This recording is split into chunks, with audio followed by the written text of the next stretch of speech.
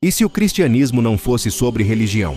John Lennox diz que é algo muito mais radical. Todos nós sabemos o que é fé baseada em evidências, mas de alguma forma espalhou-se a ideia, promovida por Dawkins e sua turma, de que fé é um vício, porque seria acreditar sem nenhuma evidência. Isso é absurdo, isso é fé cega e é muito perigosa. É o tipo de fé que leva jovens a jogarem aviões contra prédios altos. Isso é fé cega. O cristianismo é baseado em evidências. Em uma sociedade onde temos acesso a muitas religiões, como decidimos qual seguir? Bem, eu só conheço uma maneira de decidir no que acreditar em qualquer área, com base em evidências. Veja, há uma confusão sobre o que é fé. Muitas pessoas aceitaram a definição de fé dada por Richard Dawkins: acreditar sem evidência. Isso é absurdo. Fé é uma palavra comum, não é apenas uma palavra religiosa. Ela significa confiança. E geralmente, suspeito que todos vocês não confiam nem em fatos, nem em pessoas sem alguma evidência. Caso contrário, seria meio tolice. Seu gerente do banco, por exemplo, não vai confiar em você para um empréstimo sem que você apresente garantias, certo? Todos nós sabemos o que é fé baseada em evidências. Mas, de alguma forma, espalhou-se a ideia, promovida por Dawkins e sua turma, de que fé é um vício, porque seria acreditar sem nenhuma evidência. Isso é absurdo, isso é fé cega e é muito perigosa. É o tipo de fé que leva jovens a jogarem aviões contra prédios altos. Isso é fé cega. O cristianismo é baseado em evidências. Veja o que João escreve ao final do seu evangelho. Jesus realizou na presença dos seus discípulos muitos outros sinais miraculosos, que não estão registrados neste livro. Mas estes foram escritos para que vocês creiam que Jesus é o Cristo, o Filho de Deus, e crendo, tenham vida em seu nome. Ou seja, aqui estão as evidências sobre as quais a fé se baseia. Agora, como decidir entre as religiões? Bem, há várias formas. Pense nas 3 grandes religiões monoteístas: judaísmo, cristianismo e islã. Quando se trata de Cristo, meus amigos judeus, e eu tenho muitos, acreditam que Cristo morreu, mas não ressuscitou. Eu, como cristão, creio que ele morreu e ressuscitou. Meus amigos muçulmanos acreditam que ele nem sequer morreu. Essas 3 afirmações não podem ser verdadeiras ao mesmo tempo.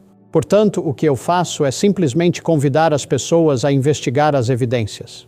Uma das experiências mais marcantes da minha vida foi sentar no chão, sob o sol forte, no Trinity College, em Cambridge, ouvindo um dos maiores advogados do mundo.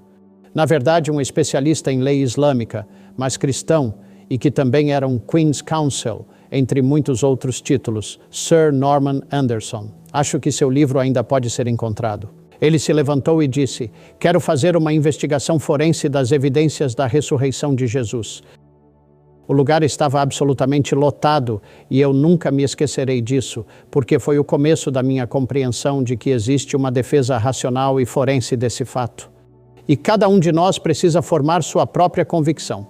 Mas há também outro método de abordagem, que é o seguinte: quando olho para todas as cosmovisões e religiões, faço algumas perguntas. E quando se trata de religiões, pergunto: qual é a estrutura dessa religião? Como se determina o relacionamento com Deus? Então vamos nos limitar, só como exemplo, às religiões que temem a Deus, não aquelas que não acreditam realmente em Deus, mas sim religiões teístas, como essas 3 que mencionei.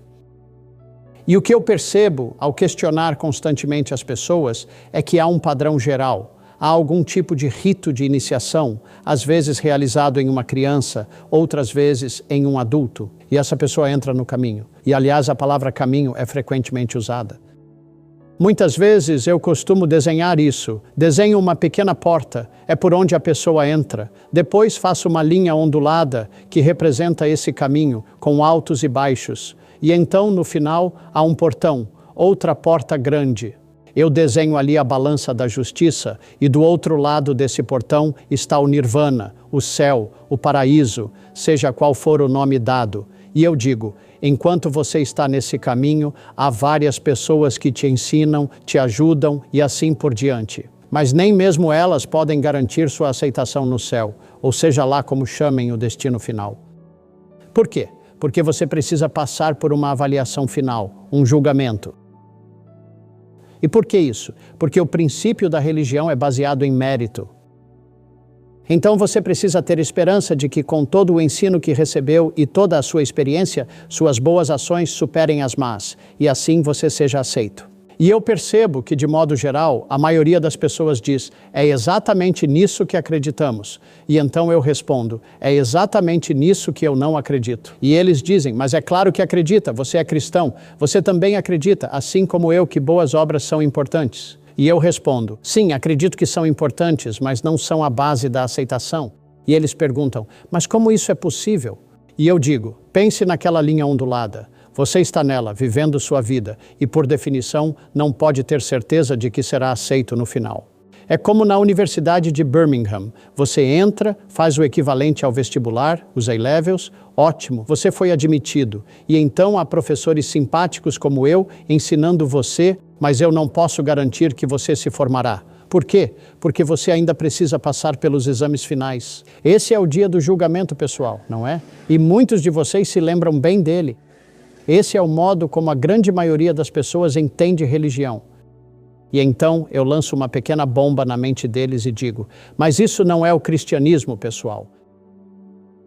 Nas religiões, a aceitação vem no fim, com base em uma avaliação de mérito. Mas se isso é religião, então o cristianismo não é uma religião, é um relacionamento e a aceitação acontece no início. Isso é radical. E sabem, eu acredito que em nosso país e no mundo, muitas pessoas rejeitaram o cristianismo. Por quê? Porque nunca entenderam isso. Elas não percebem que o cristianismo não é uma religião baseada em mérito. Porque Cristo entrou no nosso mundo e nos disse que se ouvíssemos a Ele, aceitássemos Sua palavra e crescêssemos em nossa fé nele, reconhecendo-o como o Salvador, o Filho de Deus, teríamos naquele momento a vida eterna e não entraríamos em julgamento. Isso é profundamente radical. A aceitação acontece logo no início. E então, senhoras e senhores, eu não dou palestras como esta, nem participo de discussões como essa para conquistar o perdão de Deus. Eu faço isso porque já recebi esse perdão. Isso é radical e todos vocês conseguem entender isso. Agora deixem-me ilustrar isso com uma pequena história. Posso? Vai levar só 1 minuto. Vocês já ouviram falar da minha esposa? Bem, mais de 50 anos atrás, eu vi essa visão em Cambridge e decidi que gostaria de me casar com ela. Então, um dia fui até ela, levei um pequeno presente embrulhado, era um livro de receitas. E eu disse, Sally, eu gostaria de me casar com você, mas aqui está a condição. Vamos olhar juntos a página 147, bolo de maçã. E aqui estão as leis para fazer bolo de maçã. Usarás tanta farinha, usarás tanto açúcar e por aí vai. Agora, aqui está como vai funcionar. Se você obedecer a essas regras pelos próximos 40 anos, eu vou considerar a possibilidade de te aceitar. Mas se não obedecer, pode voltar para a casa da sua mãe. A propósito, por que vocês estão rindo? É exatamente isso que muitos de vocês aqui pensam sobre Deus. E o mais curioso, vocês nunca ousariam insultar um ser humano baseando um relacionamento em mérito. Vocês não fariam isso. E por que meu casamento tem sido bom? Porque minha esposa não cozinha para conquistar a minha aceitação. Ela gosta de cozinhar porque já tem a minha aceitação. E a maravilha do cristianismo é exatamente essa. Não é religião nesse sentido, é um relacionamento. Todos nós temos uma necessidade profunda de Deus. Somos moralmente corrompidos e por nós mesmos não conseguimos alcançar a santidade que Ele exige. Mesmo assim, Deus deseja se relacionar conosco e a cruz é a resposta para essa contradição. Caímos, todos nós pecamos e estamos destituídos da glória de Deus. Ainda assim, Deus nos amou. Cristo morreu por nós quando ainda estávamos separados dele pelo pecado. Ele tomou o nosso lugar, viveu a vida que não conseguimos viver, morreu a morte que merecíamos e ressuscitou, vencendo a morte. Só essa obra traz esperança real para a humanidade. Nenhuma outra religião oferece essa solução, nem Buda, nem Maomé. O cristianismo não é sobre mérito nosso, é sobre o mérito dele. A salvação é um presente, não por obras de justiça, mas segundo a sua misericórdia. Só Jesus afirmou ter resolvido o problema da nossa separação de Deus. E isso não é fé cega. A ressurreição é um fato histórico com base em testemunhas, documentos e transformação de vidas. Se você não descarta o sobrenatural, verá que há razões sólidas para crer que Jesus realmente ressuscitou. Então, olhe para Jesus. Aceite o presente da salvação. Una-se a uma igreja. Busque a verdade. Há um anseio no coração humano por algo eterno, e Jesus é o caminho.